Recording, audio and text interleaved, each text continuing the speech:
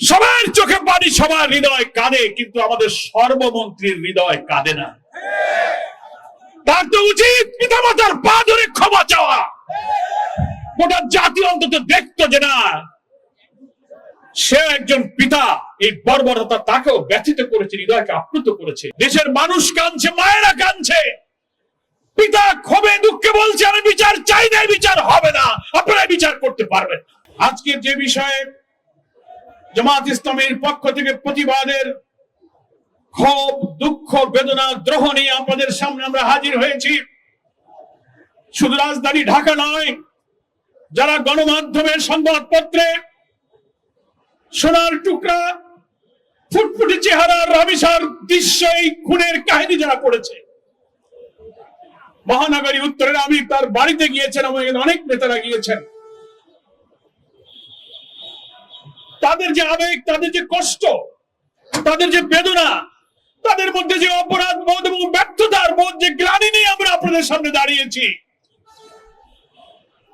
সেই ব্যথা বেদনা ভাষায় প্রকাশ করার ক্ষমতা আমরা যেন হারিয়ে ফেলছি। সংগ্রামী দেশবাসী, কি নিষ্ঠুর নৃশংসভাবে হত্যা করা হয়েছে। গণমাধ্যম কর্মীরা বলছেন মেয়েটি কেবল 1 থেকে ক্লাস 2 তে উঠেছে, 7 বছরের মতো বয়স হবে। মেয়ের বাবাকে দেখলাম কেঁদে কেঁদে বলছে আমি 7টি বছর আমার বুকে নিয়ে তাকে ঘুমিয়েছি, কিভাবে আমার রাত কাটবে। কুপিয়ে কুপিয়ে তার দেহকে খন্ড খন্ড করা হয়েছে।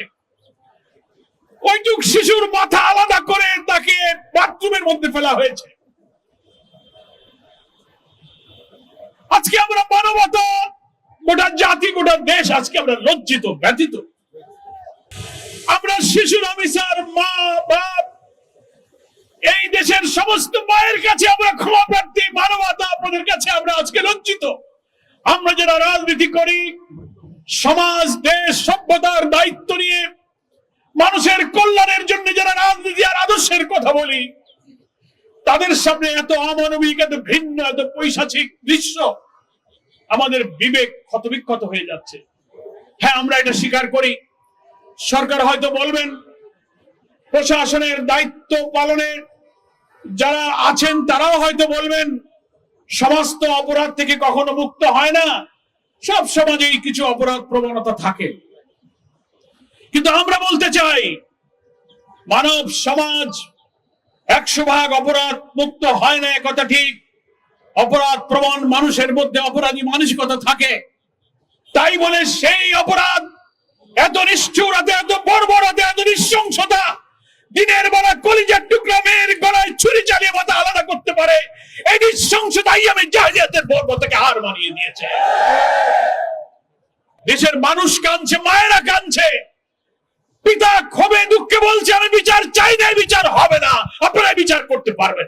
আমরা আমাদের এই ছোট্ট কন্যার হত্যার প্রতিবাদে কিছুটা বিবেককে সান্ত্বনা দেওয়ার জন্য অন্তত বিক্ষোভ করে অন্তত হৃদয়টাকে প্রশান্ত করব।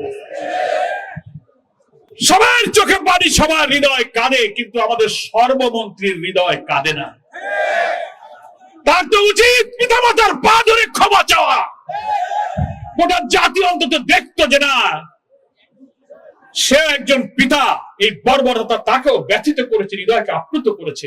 এতটুকু সভ্যতা, এতটুকু মানবতা দেখাতে পারেননি। সেই জন্য আমাদের সম্মানিত আমিরে জামাত ডক্টর শফিকুর রহমান আজকে হজে যাওয়ার সময় বিমানবন্দরে বলে গেলেন শিশু রামিসাকে, শিশু মামুনি রামিসা, তোমার কাছে আমরা মানবতা, আজকে তোমার কাছে আমরা লজ্জিত, আমরা আজকে ক্ষমা প্রার্থী।